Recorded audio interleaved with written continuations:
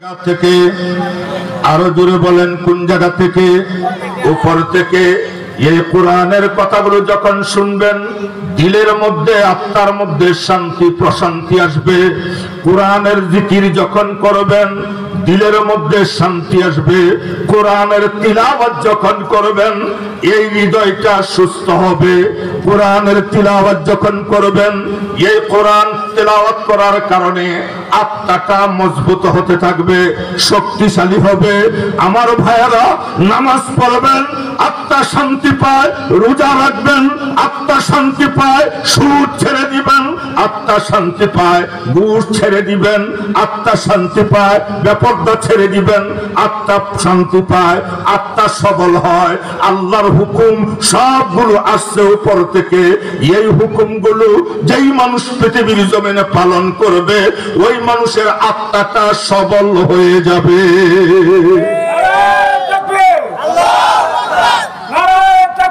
একটু গভীর মনোযোগ। আমার উস্তাদ আল্লামা শাহ আহমদ শফি রহমতুল্লাহি আলাইহি নাম শুনেছেন?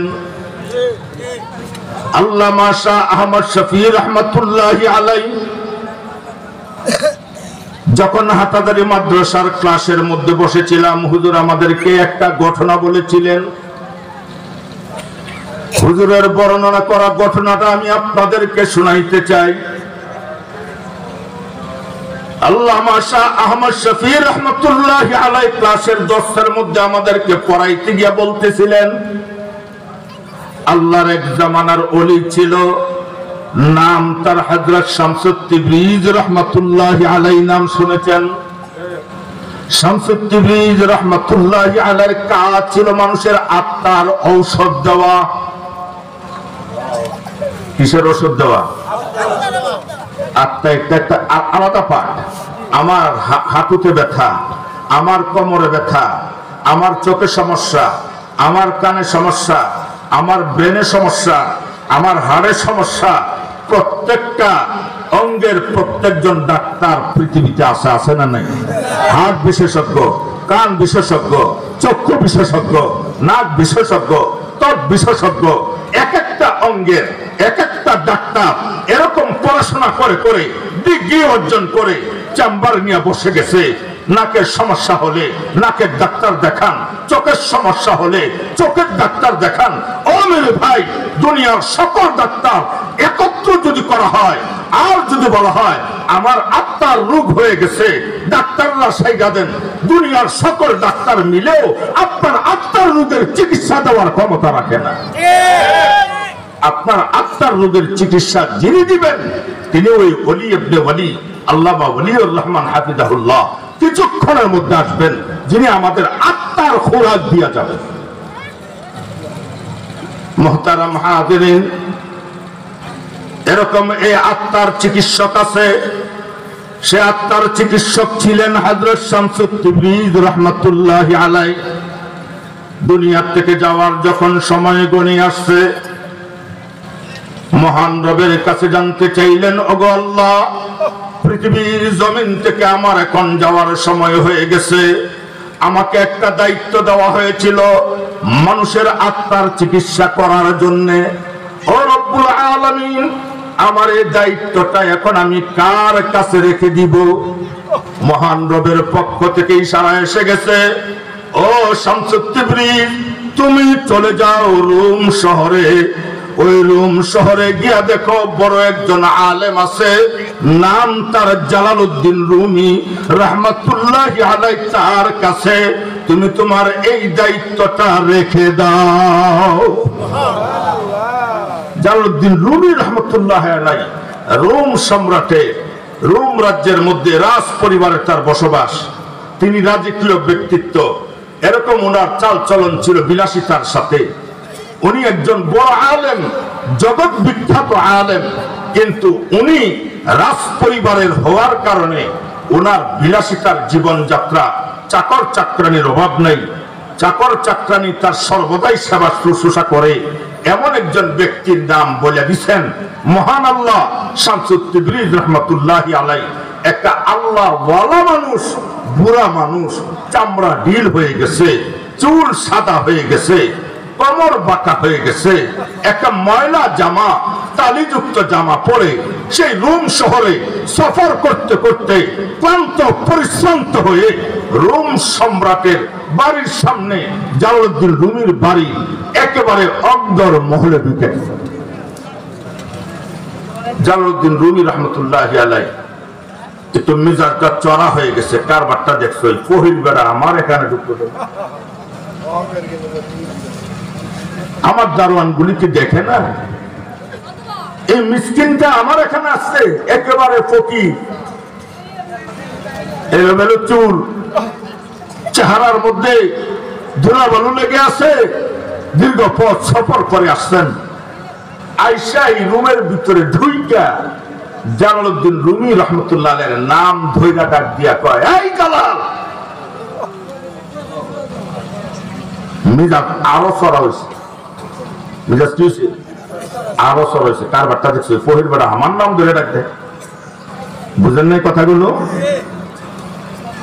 আরো জোরে ডাক দিয়া কয়, এই জালাল। আলমারির মধ্যে কতগুলো কিতাব রাখা আছে। কি রাখা? কিতাব। আঙ্গুল দিয়ে ইশারা দিয়ে কয়, এই জালাল, এইগুলো কি? জালালউদ্দিন রুমি রহমতুল্লাহি আলাইহির মিজাজ আরো চড়া হয়েছে। এই বেড়া বুড়া বেড়ার কপালের গুরুত কি চোখ নাই, বেড়া দেখে না এগুলি যে কিতাব, এটা আবার আমার জিগান লাগে। উত্তরটা সুন্দর করে দিছে না জালালউদ্দিন রুমি রহমতুল্লাহি আলাইহি, উত্তরটা খুব সুন্দর করে দেয় না, দিছে, এই বুড়া মিয়া, এটা তুমি বুঝতা না। কথা বুঝছেন আপনারা? উনি চিন্তা করলেন এই বেটা কিতাবগুলি দেখা এটা বুঝে না এগুলি কিতাব, এরপরে আমার জিগা এগুলো কি, তাহলে এই বেটার সাথে উত্তরটা কেমনে দেওয়া উচিত। এই বুড়া বেটারে কইছে, এই বুড়া মিয়া, এটা তুমি বুঝতা না। যেই মাত্র বলছে এই বুড়া মিয়া এইগুলো তুমি বুঝবা না, এমনি শামসুত তিবরিজ রহমতুল্লাহি আলাইহি কিছু কিতাব টান্দাজ আইনা সাইডা দিছে পানির ভিতর, কইসাছে মিজাজ আরো চড়া হয়ে গেছে। কিছু কিতাব টান্দাই না, আগুনের ভিতরে সাইডা দিছে। নিজকে আর স্থির রাখতে পারতেছে না, চেহারা লাল হয়ে গেছে। হাই হাই করলো কি এই মিসকিন ফকির বেটা, আমার এত দামি কিতাবগুলো পানিতে ভিজাইয়া দিল, আমার এত দামি কিতাবগুলো আগুনে পুরাইয়া দিল। রাগ বাড়ছে না কমছে? চরম আকার ধারণ করছে, চরম আকার ধারণ করছে। বর্তমান কিতাব মেশিনে ছাপানো হয়, ওই জামানায় কিতাব মেশিনে ছাপানো ছিল না, হাতের লেখা। এক একটা কিতাবের পৃষ্ঠা সংগ্রহ করার জন্য মাসের মাস বছরের বছর সফর করতে হয়েছে, সফর কইরা কইরা সংরক্ষণ করা হয়েছে। আর এরকম দুর্লভ দুষ্প্রাপ্য কিতাবগুলো আগুনে দিয়া দিছে, পানিতে দিয়া দিছে, চেহারা লাল হয়ে গেছে রাগে। হযরত শামসুত তিবরিজ রহমতুল্লাহি আলাইহি দেখলেন যে ওনার রাগটা চরম আকার ধারণ করছে।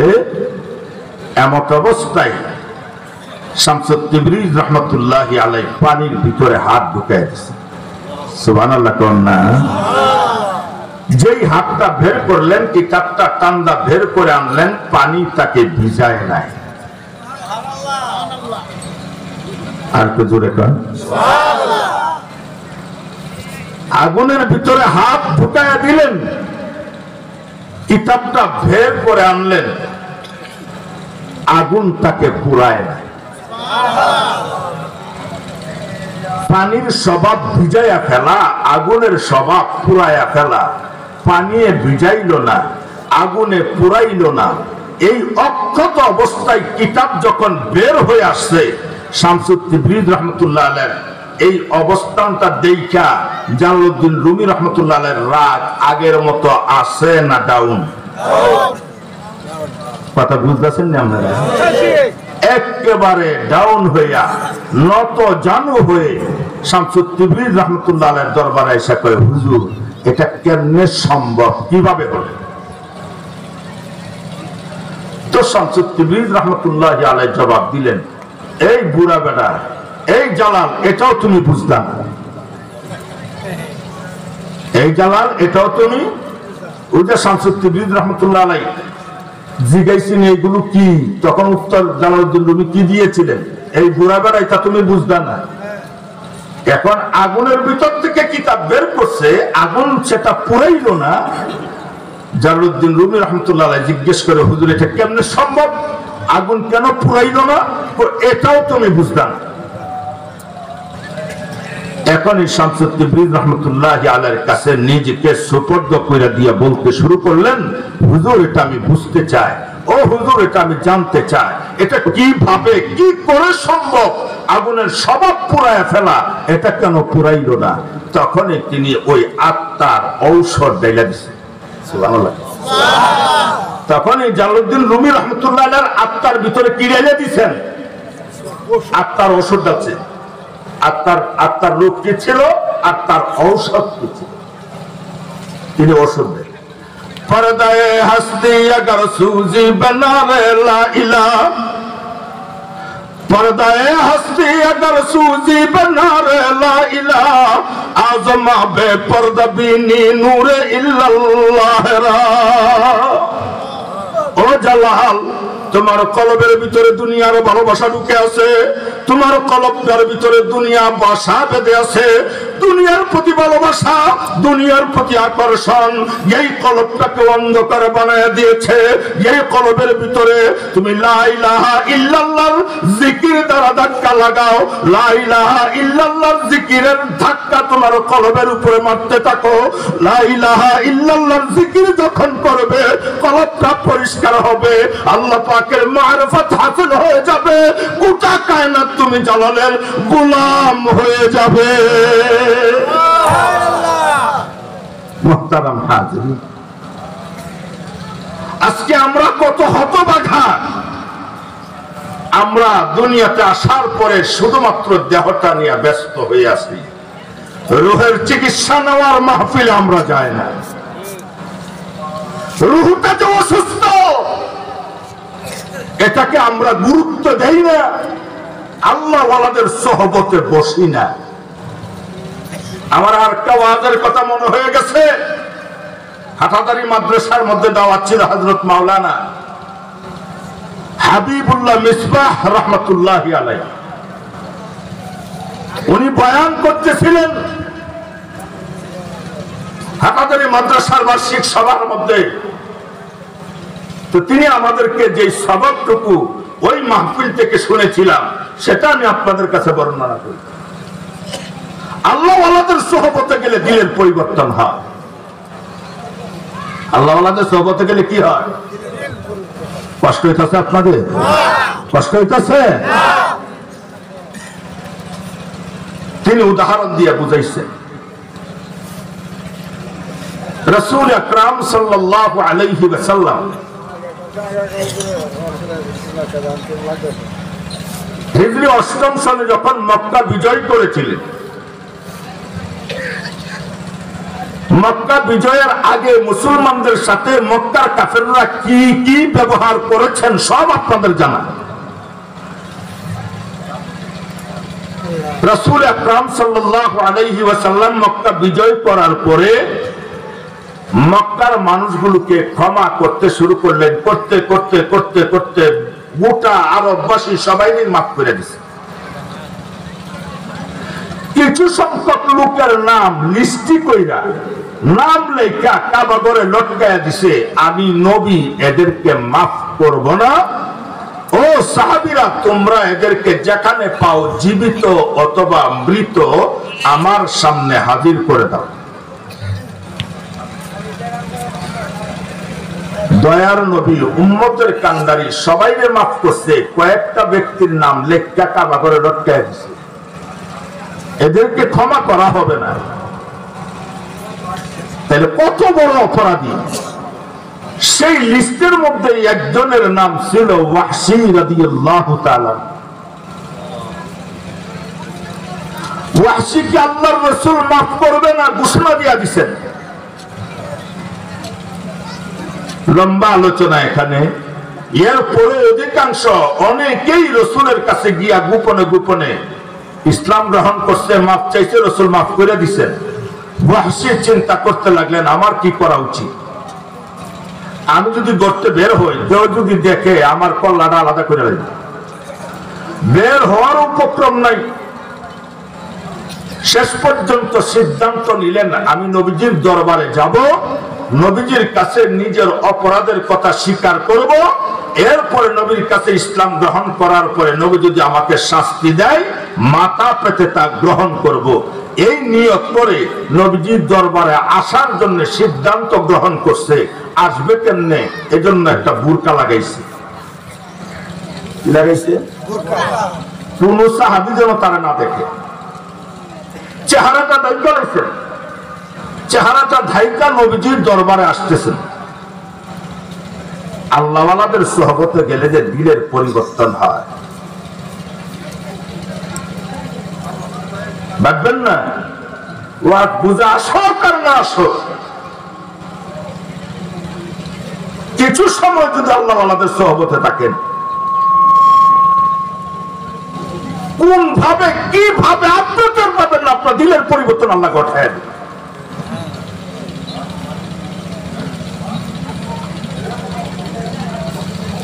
মুহতারাম হাজিরিন, তো হযরত ওয়াহশী রাদিয়াল্লাহু তাআলা আনহু বুরকা পইরা চেহারাটা ঢাইকা সোজা নবীজির দরবারে গিয়া হাঁটু গেড়ে বসে পড়লেন। নবীজির সামনে গিয়া সামনাসামনি বৈশা এবার চেহারার উপর থেকে নেকাবটা খুলছে।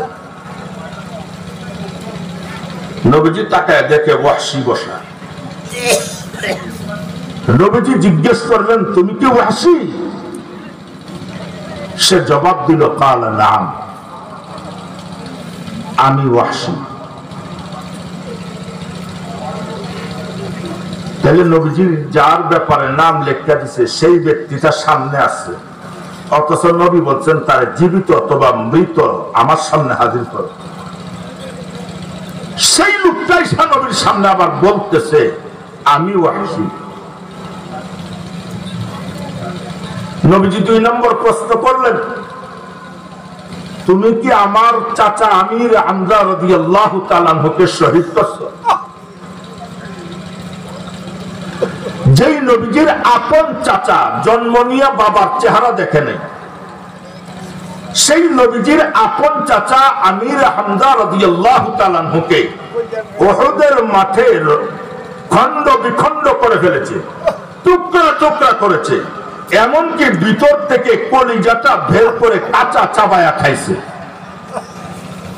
নবী যখন উহুদের যুদ্ধের ময়দানে এই খণ্ড টুকরা টুকরা লাশগুলোকে একত্র করে দাফন করে নবী সেদিন বলেছিলেন আমি আমার চাচার হত্যাকারীকে মাফ করব না। আর সেই হত্যাকারী নবীজির সামনে বসা। কথা বুঝতেছেন আপনারা? নবীজি 1 নম্বর প্রশ্ন করলেন তুমি কি ওয়াহশী? সে জবাব দিয়েছেন কাল নাম, আমি ওয়াহশী। নবীজি 2 নম্বর প্রশ্ন করলেন তুমি কি আমার চাচা আমির হামজাকে শহীদ করেছ? সে আগেরটার মতো জবাব দিতে পারতেন কাল নাম, হ্যাঁ আমি হত্যা করেছি, আমি মারছি, এই কথা সে বলতে পারত, কিন্তু এই কথা বলে নাই। না বলে উত্তরটা কেমনে দিতে হবে, ওই নবীর সামনে বসেছে আর সাথে সাথে আল্লাহ পাক তার দিলের অবস্থা পরিবর্তন করেছে। এমন একটা জবাব তার ভিতর থেকে আল্লাহ বের করে দিচ্ছেন যেটা শুনলে পরে নবীর কষ্টের মাত্রা কম হয়। কথা বুঝতেছেন আপনারা? যদি বলতো আমি করছি তাহলে নবীর কষ্টের মাত্রা বাড়তো না কমতো? সে আইসা জবাব দেয় ইয়াকুলুন নাসু হাকাযা, লোকেরা এমনই রটাইছে, মানুষে কয় আমি মারছি। কথার মধ্যে বেশ কম আছে না নাই?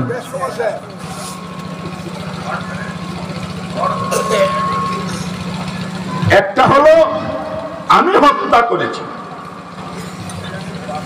আর একটা হলো মানুষে বলে আমি মারছি।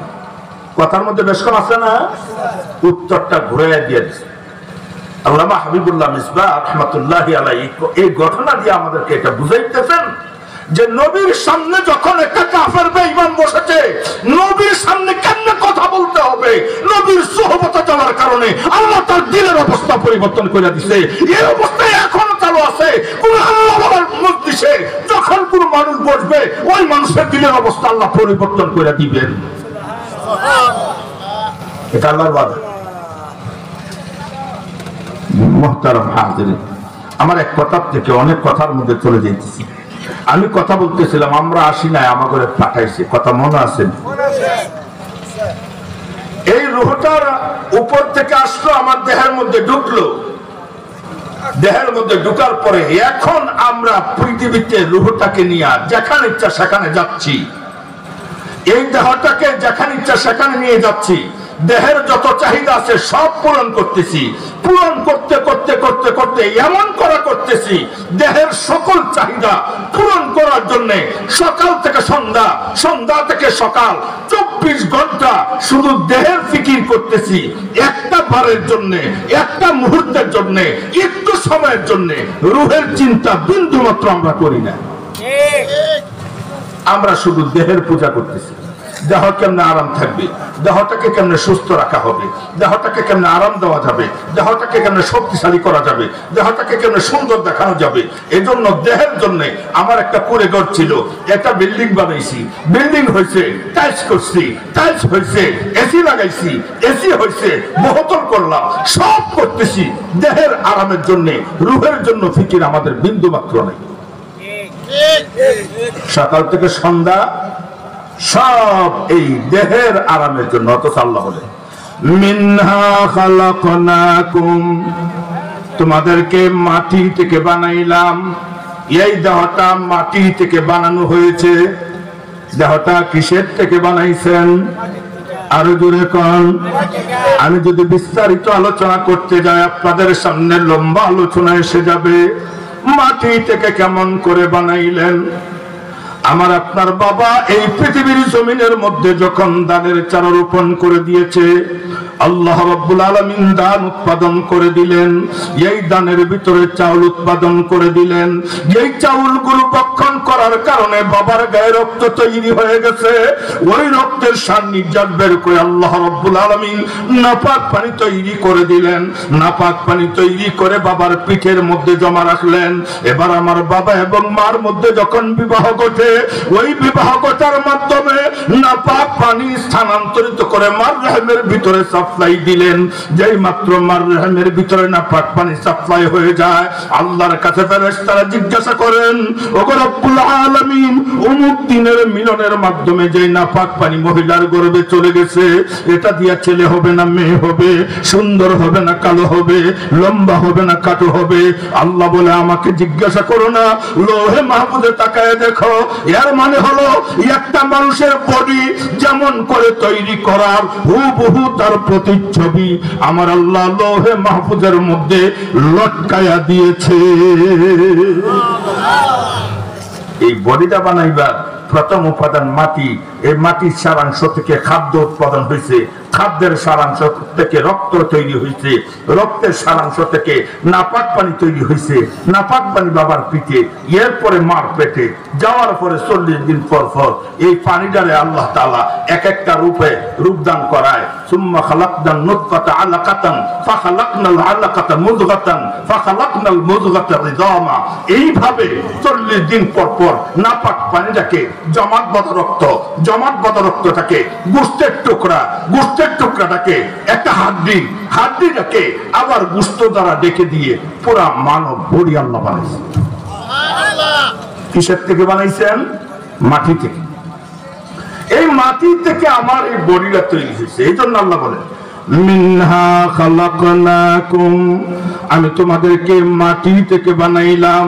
ওয়া ফিহা নুঈদুকুম, আবার সেই মাটির ভিতরে তোমাদেরকে সমাহিত করা হবে। হবে কি হবে না? আমার ভাইয়েরা, আমার ভিতর থেকে যখন রূহটা বের হয়ে যাবে, আমাকে গোসল দেওয়া হবে, আমাকে কাফন পরানো হবে, আমাকে খাটিয়ায় শোয়ানো হবে, আমার লাশটা কাঁধে করে ওই কবরস্থানে নিয়ে যাওয়া হবে, সেখানে আমাকে মাটির তলায় দাফন করে দেওয়া হবে। 1 বছর 1.5 বছর আগে আমাকে এই 1 বছর 1.5 বছর পরে এখানে আবার যদি মাটি খনন করে আমার এই বডিটার অস্তিত্ব খুঁজে পাওয়া যাবে না। কথা কয় না? এখন মরছেন, 1 বছর পরে আবার যেখানে মাটি দিছে মাটি করলে আর আমরা চাইবনি। এই হাড় মাংস কিছু আছে, মাটিরটা মাটির সাথে মিশে গেছে, মাটির থেকে আল্লাহ বানাইছেন আবার মাটির সাথে মিশে গেছে। যেটার অস্তিত্ব ছিল না, যেটার অস্তিত্ব থাকবে না, সেটা নিয়ে ব্যস্ত হয়ে গেছে দুনিয়ার মানুষ। যেটার অস্তিত্ব আছে, যেটার অস্তিত্ব থাকবে, সেটার জন্য মানুষ একটিবারের জন্য চিন্তা করে না। আমার রূহের কিন্তু মরণ নাই। রূহের কি নাই? মরণ নাই। কারণ রূহটা হারি স্থানান্তরিত হয়। ছিল সেই রূহের জগতে, সেখান থেকে আমার বডিতে, আমার বডির থেকে আবার যখন আল্লাহ হুকুম করবে রূহটা বের হয়ে যাবে। রূহের কিন্তু মরণ নেই। দেহ ছিল না, দেহ আছে, দেহ থাকবে না। মুহতারাম হাজিরিন, এজন্য আমার আল্লাহ আমাদেরকে ওয়াজ করে বলতেছেন, মিনহা খালাকনাকুম, আমি তোমাদেরকে মাটি থেকে বানাইলাম, ওয়া ফিহা নুঈদুকুম, আবার তোমাদেরকে মাটির সাথে তোমাদেরকে মিশায়া দিব, মাটির সাথে তোমরা মিশে যাবে। এই মাটি থেকে বানানো, মাটির সাথে মিশে যাওয়া এখানে আমার জীবনের শেষ নয়। এখানে আমার জীবনের শেষ নয়। খাও দাও ফুর্তি করো, দুনিয়াটা মস্ত বড়, আগামীকাল থাকবে কিনা বলতে পারো। এক শ্রেণীর মানুষ আছে, তারা বলে যেই কতদিন আছি সুদ খাবো, ঘুষ খাবো, দুর্নীতি করব, অপরাধ করব, ব্যভিচার করব, মনে যা চাই তাই করব, মরে গেলে তো শেষ হই, মাটির সাথে মিশে যাবো। মাটির সাথে মিশে যাওয়াটাই শেষ নয়। কি বলে শেষ?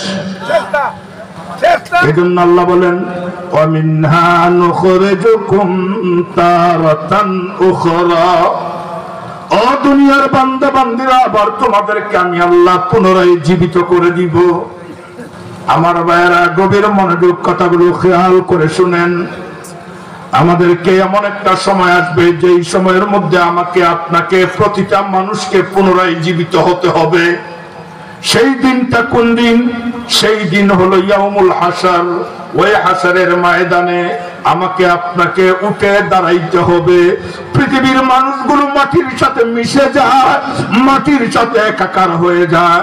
আমার আল্লাহ ইসরাফিল ফেরেশতাকে দ্বিতীয়বার সিংহায় ফু দেওয়ার হুকুম করবে। যেই মাত্র ইসরাফিল ফেরেশতা সিংহার মধ্যে ফু মেরে দিবে, পৃথিবীর মাটির সাথে যেই মানুষগুলো মিশে গিয়েছিল সেখান থেকে পুনরায় বের হয়ে আবার একটা মানুষ তৈরি হয়ে মহান রবের সামনে তাকে দাঁড়াইতে হবে। মহান আল্লাহর সামনে আমাকে আপনাকে দাঁড়াইতে হবে কি হবে না? ওই দিনটা কোন দিন? ইয়াউমুল হাসার, হাসারের ময়দান। কেমন অবস্থায় দাঁড়াবো? মহান রবের সামনে আমাকে আপনাকে দাঁড়াইতে হবে। ও আমার ভাইয়েরা, এই রূহের খাদ্য তৈরি করা কেন দরকার? এই রূহটাকে সতেজ করা কেন দরকার? এই রূহটাকে সুন্দর করা কেন দরকার? উলামা হযরতের বয়ানগুলো শুনে আমল করা কেন দরকার? এজন্যই দরকার, কারণ কিয়ামতের কঠিন ময়দানে মহান রবের সামনে আমাকে আপনাকে প্রতিটা মানুষকে দাঁড়াইতে হবে। সেই দিনটা সাধারণ দিনের মতো নয় যে এখান থেকে আমরা সরোয়ারদের মাঠে চলে গেলাম, এই মাঠের মধ্যে দাঁড়ায় গেলাম, এমনটাই নয়। ওই হাসরের ময়দানে যা দাঁড়াইতে হবে, ওই ময়দানের অবস্থাটা কেমন হবে? যেই ময়দানের জমিন হবে তামা। জমিনটা কিসের হবে? কেন লোহা কেন বলে নাই? পিতল কেন বলে নাই, সীসা কেন বলে নাই? আমার ভাইয়েরা, কামারের ঘরে লক্ষ্য করে দেখবেন, লোহার এক মাথা আগুনে দিলে অপর মাথা কিছুক্ষণ ধরে নাড়াচাড়া করা যায়। তামা এমন একটা পদার্থ যার এক মাথা আগুনে দিলে অপর মাথা মুহূর্তের মধ্যে গরম হয়ে যায়। এই জমিন হবে তামা। এই জমিনটা কিসের হবে? যে সূর্য আছে 9,30,00,000 মাইল উপরে, যে সূর্য বর্তমান আমাদের মাথার উপরে, কত উপরে? 9,30,00,000 মাইল উপরে। তাও সূর্যের পিঠ পৃথিবীর দিকে দেওয়া, মুখটা উপরের দিকে ঘোরানো। মুখটা কই? উপরে। পিঠ কই? পৃথিবীর দিকে। 9,30,00,000 মাইল দূরে থেকে মাটির জমিনে দুর্বা গাছের উপরে কাপড় গায়ে দিয়া, মাথায় রুমাল ধইরা, মাথায় ছাতি ধইরা, ওই 9,30,00,000 মাইল দূরে ওই সূর্যের পিঠের আলো, পিঠের তাপ আমরা দুনিয়াবাসী সহ্য করতে পারি না। দৌড়ে গিয়া ইলেকট্রিক ফ্যানের নিচে গিয়া বসি। কথা ঠিক না? দুনিয়াতে খেতে কাজ করতেছে, করতে করতে রোদ উঠে গেছে, তোর মাথার মধ্যে গামছাটা দিয়া দেয়, মাথার মধ্যে ছাতি দেয়, পাতলা দেয়, মাথার মধ্যে এইভাবে দেওয়ার পরে যখন তার মুহতারাম হাজিরিন, ওই ছাতি দিয়া মানুষ তখন কি করতে থাকে? ওই রৌদ্রের মধ্যে কাজ করে ক্লান্ত হয়ে গেলে গাছতলায় গিয়া বসি। মুহতারাম হাজিরিন, ওই হাসরের ময়দানে আমাদের জন্য কেমন হবে? যেখানে কোনো গাছ থাকবে না, যেখানে কোনো ছায়া থাকবে না, যেখানে কোনো রুমাল থাকবে না, যেখানে কোনো পাতলা থাকবে না, যেখানে কোনো গামছা মাথায় দেওয়ার ব্যবস্থা থাকবে না। কারণ আমার নবী বলেছেন, হাসরের ময়দানে সকল মানুষগুলোকে উলঙ্গ করে উঠানো হবে। কি করে? উলঙ্গ। শুধু আমাদের নবীর জন্য আল্লাহ পাক বেহেশতের থেকে পোশাক পাঠাইবেন, জান্নাত থেকে পোশাক নিয়ে ফেরেশতা এসে রওজার ভিতরে দিবে। আমার নবী জান্নাতের পোশাক পরে হাসরের মাঠে উঠবে। হযরত ইব্রাহিম আলাইহিস সালাতু ওয়াস সালামকে জান্নাতের পোশাক দিবে। কেন দিবে? কারণ ইব্রাহিম পয়গম্বরকে নমরুদ যে দীর্ঘ 1 মাস অগ্নিকুণ্ডের মধ্যে ফেলে রেখে দিয়েছিলেন, যে অগ্নিকুণ্ডটা ফুলের বাগানে পরিণত হয়েছিল, এই উলঙ্গ করে ওনাকে যখন এখানে ছেড়ে দেওয়া হয়েছিল, এজন্য মহান রব ওই জান্নাতের থেকে পোশাক পরায়া হযরত ইব্রাহিম আলাইহিস সালাতু ওয়াস সালাম আমাদের জাতির পিতাকে উঠাই। হাসরের ময়দানে সকল মানুষকে উলঙ্গ করে উঠাবে।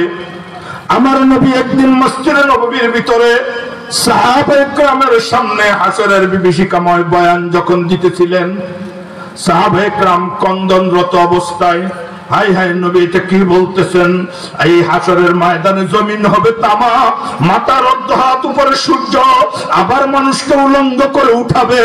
সাহাবায়ে কেরাম যখন চোখ দিয়ে পানি জারজার করে ছাড়তেছে, এই বয়ান যখন চলতেছে, আম্মা জান আয়েশা রাদিয়াল্লাহু তাআলা আনহা কামরার ভিতরে তাইকা নবীজির এই ওয়াজ শুনে তার চোখ বড় হয়ে গেছে। হাই হাই নবী বলে কি? মানুষগুলো উলঙ্গ হয়ে উঠবে। এটা নবী আবার কেমনে বললেন যে হাসরের ময়দানে মানুষ উলঙ্গ হয়ে উঠবে? নবী যখন ওয়াজ শেষ করে কামরার ভিতরে ঢুকতে যায়, আম্মা জান আয়েশা রাদিয়াল্লাহু তাআলা আনহা এবার সামনে দাঁড়ায় বলেন, ওগো নবী, আপনি যে এখন বয়ান করলেন সকল মানুষ উলঙ্গ হয়ে উঠবে, এটা আবার কেমন কথা? নবী বলেন, হ্যাঁ হ্যাঁ উলঙ্গ হয়ে উঠবে। আম্মা জান আয়েশা বলেন, ওগো নবী, মানুষ সেদিন উলঙ্গ হয়ে উঠবে, আমরা যে নারী জাতি আছি, আমরা যে মহিলা জাতি আছি, আমাদের কি অবস্থা? নবী বলেন, তোমাদের উলঙ্গ করে উঠাবে। একই ময়দানের মধ্যে নারী আর পুরুষ উভয়জনকে উলঙ্গ করে উঠাবে। ওগো নবী, সেদিনকে মানুষের লজ্জা লাগবে না? নবী বলেন, ও আয়েশা, তুমি মনে করতেছো এটা দুনিয়ার সাধারণ দিন? তুমি ভাবতেছো এটা দুনিয়ার একটা সাধারণ দিনের মতো? তুমি কি মনে করো এই দিনটা কেমন? ওই দিন সম্পর্কে নবী আল্লাহর কোরআন থেকে আয়াত তেলাওয়াত করে শোনাইতেছে। ওয়াত্তাকু ইয়াওমান লা তাজজি নাফসুন আন নাফসিন শাইআ, ওই দিনকে ভয় করো যেদিন কেউ কারো জন্য যথেষ্ট হবে না। লা তাজিরু ওয়াজিরাতুন বিজরা উখরা, ওই দিনকে ভয় করো যেদিন একজন আরেকজনের বোঝা বহন করবে না। যেই দিনটা এত ভয়াবহ, সেই দিন মানুষের মাথার উপরে সূর্য একেবারে মাথার অর্ধ হাত উপরে সূর্যের মুখটা ঘুরাইয়া দিবে। তার প্রখর তাপের কারণে মাথার মগজগুলো ঠাস ঠাস করে ফাটতে থাকবে, টকবক করে মগজগুলো গলতে থাকবে, মানুষের জিহ্বাটা বের হয়ে নিচের দিকে দুলতে থাকবে, মানুষের তৃষ্ণায় গলা শুকায়া যাবে। 7টা মহাসাগরের পানি পান করলেও তার গলা ভিজবে না, এমন একটা ভয়াবহ ময়দান। সেখানে মা তার মেয়েকে চিনবে না, বাবা তার ছেলেকে চিনবে না, উস্তাদ তার ছাত্রকে চিনবে না, পীর তার মুরিদকে চিনবে না, নবী তার উম্মতকে চিনবে না। সকল মানুষ ইয়া রব্বি নফসি, ইয়া রব্বি নফসি করে চিৎকার করবে। ওই দিনটা এত কঠিন যেদিন কেউ কারো জন্য যথেষ্ট হবে না। আল্লাহ মুহতারাম হাজিরিন, আমাদেরকে দুনিয়াতে থাকা অবস্থায় কি করা দরকার? এই রূহের খোরাক নেওয়া দরকার। কেন নেওয়া দরকার? কারণ সেই দিনটা আমাদের সামনে অপেক্ষমান, যেই দিন আমাকে আপনাকে মহান রবের সামনে দাঁড়াইতে হবে। কোনো আওয়াজ হবে না, পিন পতন নীরবতা, পিন পতন নীরবতা। বাবা আদম নবী থেকে নিয়ে কিয়ামত প্রলয়ের শেষ মানুষটা পর্যন্ত সকল মানুষ একটা মাঠের মধ্যে দাঁড়াইছে, একটা ময়দানে দাঁড়াইছে। ও মেরে ভাই, সেখানে ফেরাউন থাকবে, নমরুদ থাকবে, হামান থাকবে, পৃথিবীর পরাশক্তিগুলো থাকবে। কারো মুখ থেকে কোনো আওয়াজ আসবে না। সেখানে ফেরেশতারাও থাকবে, ফেরেশতারাও ভয়ে থরথর করে কাঁপবে। যেই ফেরেশতাদের জীবনে কোনো পাপ নেই, ফেরেশতারা মাসুম, ফেরেশতারা নিষ্পাপ, ফেরেশতাদের জীবনে কোনো পাপ নেই। আছে ওই ফেরেশতা সম্পর্কে আল্লাহ বলেন, ইয়াউমা ইয়াকুমুর রূহু ওয়াল মালাইকাতু সাফফা, ওই ময়দানের মধ্যে ফেরেশতারা পর্যন্ত কাতার বন্দী হয়ে দাঁড়াবে। লা ইয়াতাকাল্লামুনা, কেউ কোনো কথা বলতে পারবে না, নীরব নিস্তব্ধ হয়ে ওই ময়দানের মধ্যে দাঁড়ায় থরথর করে কাঁপবে। যেই ফেরেশতাদের পাপ নাই, যেই ফেরেশতাদের গুনাহ নাই, ওই ফেরেশতারা পর্যন্ত ভয়ে থরথর করে কাঁপবে। ওই ময়দানে আমাকে আপনাকে দাঁড়াইতে হবে, মহান রবের সামনে আমাকে আপনাকে জবাবদিহি করা লাগবে। দুনিয়াতে কে কি করেছি এটার জবাব না দেওয়া পর্যন্ত একটা চুল পরিমাণ সামনে বাড়ার কোনো ক্ষমতা কারো নাই। সেই দিনটা আমাদের সামনে অপেক্ষমান। ও মেরে ভাই, আজকে দুনিয়াতে দলাদলি, দুনিয়াতে দলাদলি, দুনিয়াতে লাফালাফি ফালাফালি। সেই দিন পিন পতন নীরবতার ভিতর দিয়ে আল্লাহ পাক ঘোষণা দিয়ে দিবেন, ওয়ামতাজুল ইয়াউমা আইয়ুহাল মুজরিমুন। আল্লাহ পাক বলবেন, ও আমার অপরাধী বান্দারা, আমার নেককার বান্দাগুলোর থেকে আলাদা হয়ে যা। ওই হাসরের ময়দানে মহান রব যখন বলবে, ওয়ামতাজুল ইয়াউমা আইয়ুহাল মুজরিমুন, ও আমার অপরাধী বান্দারা, আমার নেককার বান্দাদের থেকে আলাদা হয়ে যা। আমাদের মাযহাবের ইমাম আবু হানিফা রাহমাতুল্লাহি আলাইহি নাম শুনেছেন? কথা কয়, কথা কয়। কত বড় আল্লাহওয়ালা, যিনি আমার আল্লাহকে 100 বার স্বপ্ন দেখেছেন,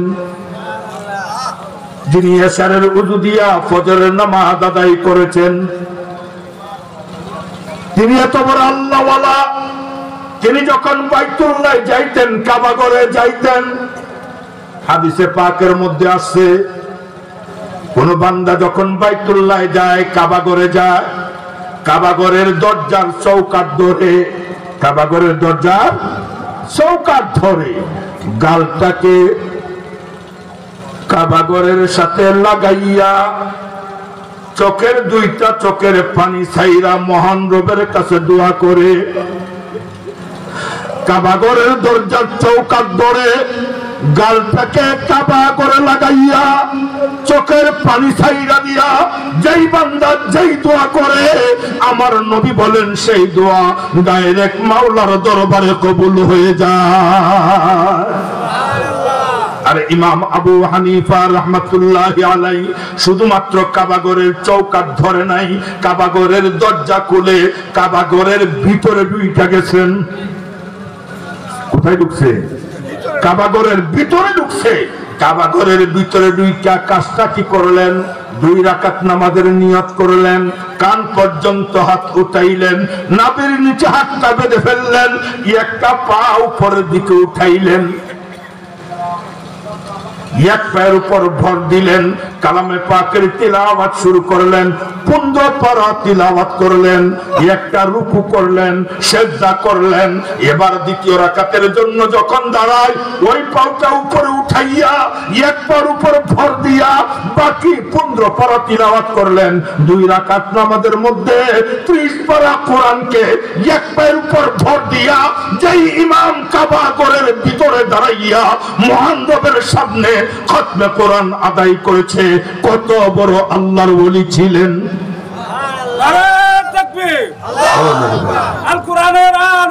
সেই ইমাম আবু হানিফা রাহমাতুল্লাহি আলাইহি সূরা ইয়াসিন তেলাওয়াত করার সময় যখন তিনি এই আয়াতটা তার সামনে আসতো, ওয়ামতাজুল ইয়াউমা আইয়ুহাল মুজরিমুন, ও অপরাধীরা আমার নেককার বান্দাদের থেকে আলাদা হও, এই আয়াতটা তার সামনে আসার সাথে সাথে আয়াতটাকে তিনি ঘুরায় ঘুরায় পড়ে, বারবার পড়ে, বারবার তেলাওয়াত করে আর চোখের পানি ছাইরা দিয়ে কান্দে।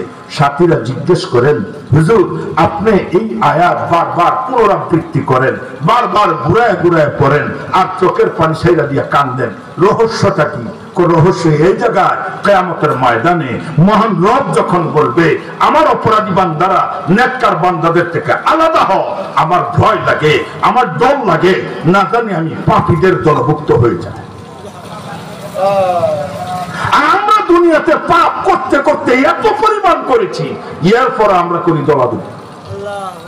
কথা ঠিক না বেটি? অমুক দল না তমুক দল, দলাদলি। হাসরের ময়দানে মহান রব ওই মাঠটা যখন কায়েম হবে, ভয়ে থরথর করে যখন মানুষ কাঁপবে, সেই দিন মহান রব বলবে আমার অপরাধী বান্দাদের থেকে আলাদা হও। সাথে সাথে সকল মানুষগুলো মাত্র 2টা দলে বিভক্ত। কয় দল? একটা হলো নেককার আর একটা হলো পাপী।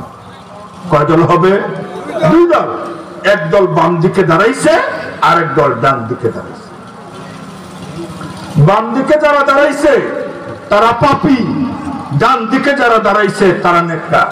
এবার 2 দলকে 2টা বাহিনী আসবে নেওয়ার জন্য।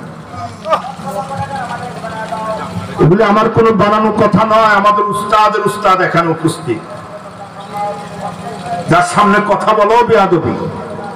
হযরত বসে আছে। হাসরের ময়দানে দল 2টা হবে, 2 দলের জন্য 2টা বাহিনী আল্লাহ পাঠাইবে তাদেরকে নেওয়ার জন্য। আল্লাহ বলে وَسِيقَ الَّذِينَ كَفَرُوا إِلَى جَهَنَّمَ زُمَرًا حَتَّى إِذَا جَاءُوهَا فُتِحَتْ أَبْوَابُهَا وَقَالَ لَهُمْ خَزَنَتُهَا أَلَمْ يَأْتِكُمْ رُسُلٌ مِّنكُمْ يَتْلُونَ عَلَيْكُمْ آيَاتِ رَبِّكُمْ وَيُنذِرُونَكُمْ لِقَاءَ يَوْمِكُمْ هَذَا। আল্লাহ পাক বলেন জাহান্নামের ভিতর থেকে একদল ফেরেশতা বের হয়ে আসবে, আয়েশা বাম দিকে যেই দলটা দাঁড়াইছে, বাম দিকে কারা দাঁড়াইছে বলেন তো? কথা বলা, কথা বলা। অপরাধী, গুনাহগাররা, পাপীরা বাম দিকে দাঁড়াইছে। জাহান্নামের ভিতর থেকে একদল ফেরেশতা আসবে, আয়েশা বাম দিকের দলটারে ধইরা তাইনা শেষরাইতে শেষরাইতে জাহান্নামের দরজার কাছে নিয়ে যাবে। জাহান্নামের দরজার কাছে যখন পৌঁছে যাবে, আল্লাহ বলেন ফুতিহাত আবওয়াবুহা, অপরাধীরা যখন জাহান্নামের দরজার কাছে পৌঁছে যাবে, জাহান্নামের দরজাগুলো অটোমেটিক স্বয়ংক্রিয়ভাবে খুলে যাবে, কেউ ধাক্কা দিয়ে খুলতে হবে না। দেখবেন বড় বড় শপিং মলের মধ্যে যখন যাবেন, ঢাকা বিভিন্ন শপিং মলের মধ্যে ঢুকলে আপনারা দেখবেন মার্কেটের দরজা, গ্লাসের দরজা, আপনার কেউ ধাক্কা দিতে হয় না, টান দিতে হয় না, কাছে যাওয়ার সাথে সাথে স্বয়ংক্রিয়ভাবে দরজাগুলো খুলে যায়। এটা মানুষের আবিষ্কার। আর সেই জাহান্নামের দরজাগুলো অপরাধীরা যাওয়ার সাথে সাথে জাহান্নামের দরজা খুলে যাবে। ব্যতিক্রম জান্নাতের দরজা। জান্নাতের দরজার সামনে সকল মানুষ মিলে ধাক্কাইলেও খুলবে না যতক্ষণ আমার নবী, আপনার নবী মুহাম্মদুর রাসূলুল্লাহ সাল্লাল্লাহু আলাইহি ওয়াসাল্লাম দরজার মধ্যে হাত না দিবে। মেরে ভাই, জাহান্নামীরা যখন দরজার সামনে যাবে, ফতিহাত আবওয়াবুহা, জাহান্নামের দরজাগুলো খুলে যাবে। জাহান্নামের দরজাগুলো যখন খুলে যাবে, জাহান্নামের দ্বাররক্ষী, জাহান্নামের পাহারাদার মালিক ফেরেশতা বের হবে। জাহান্নামের একটা পাহারাদার আছে, জাহান্নামের দারোয়ান আছে, ওই দারোয়ানের নাম হলো মালিক। এই দারোয়ানের নাম কি? মালিক। ওই মালিক ফেরেশতা বের হবে। বের হইয়া দরজার সামনে দাঁড়ানো অপরাধীদেরকে, যারা দুনিয়াতে পাপ করেছে, সুদ খাইছে, ঘুষ খাইছে, মদ খাইছে, গাঞ্জা খাইছে, ব্যভিচারী করছে, নামাজ ছাড়ছে, বেপরদা চলছে, মানুষের গীবত করছে, পরনিন্দা করছে, মানুষের সম্পদ দখল করেছে, জমির আলকাইঠা নিজের ক্ষেতের সাথে একাকার করছে, এই অপরাধীদেরকে মালিক ফেরেশতা ডাক দিয়া বলবে, ওয়াকালা লাহুম খাজানাতুহা, ওই মালিক ফেরেশতা তাদেরকে বলবে, কি বলবে? আল্লাহ বলে, وقال لهم خزنتها ألم يأتكم رسل منكم يتلون عليكم آيات ربكم وينذرونكم لقاء يومكم هذا। ওরা অপরাধীরা তাদের মধ্য থেকে এমন কোন আলেম, এমন কোন নবী রাসূল তোমাদের মধ্য থেকে তোমাদের কাছে দুনিয়ার জীবনে আগমন করে নাই, যারা তোমাদেরকে জাহান্নামের দিকে ইঙ্গিত করে বলা হবে, এই জাহান্নামের ভয়াবহ আযাবের কথা, জাহান্নামের শাস্তির কথা দুনিয়ায় তোমাদেরকে জানাবে, দুনিয়ায় তোমাদেরকে সতর্ক করবে। এমন কোন আলেম, এমন কোন নবী রাসূল তোমাদের মধ্য থেকে তোমাদের কাছে দুনিয়ার জীবনে আগমন করে নাই। তখন অপরাধীরা বলবে, কালু বালা, হ্যাঁ, আলেমরা আমাদের বহুত বুঝাইছে, আলেমরা আমাদেরকে অনেক বুঝাইছে, আমাদেরকে পাড়ায় পাড়ায় ওয়াজ মাহফিলের মধ্যে বড় বড় আলেমরা আসছে, বয়ান করছে, কিন্তু আমরা এই মোল্লাদের কথা শুনি নাই, এই মৌলবীদের কথা আমরা মানি নাই। এই কথা স্বীকারোক্তি দেওয়ার পরে তাদেরকে নিক্ষেপ করে দেওয়া হবে জাহান্নামের ভিতরে।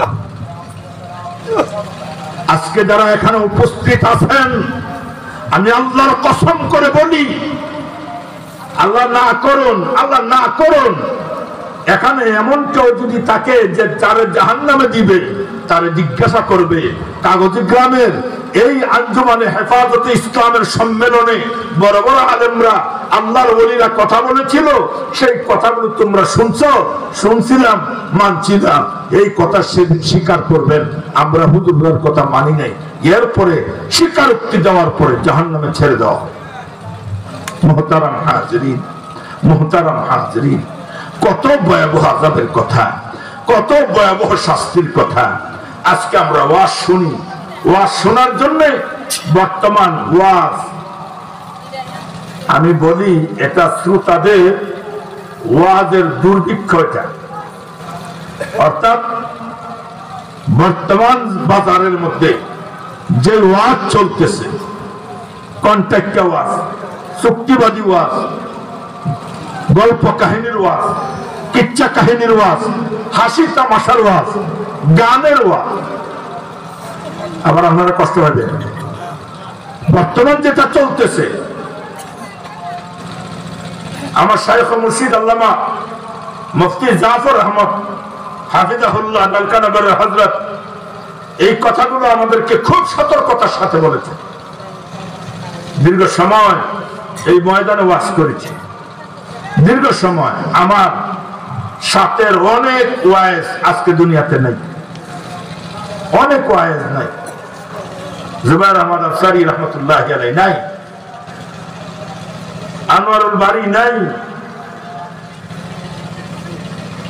কতজনের নাম বলবো, সব মুরব্বীরা চলে গেছেন।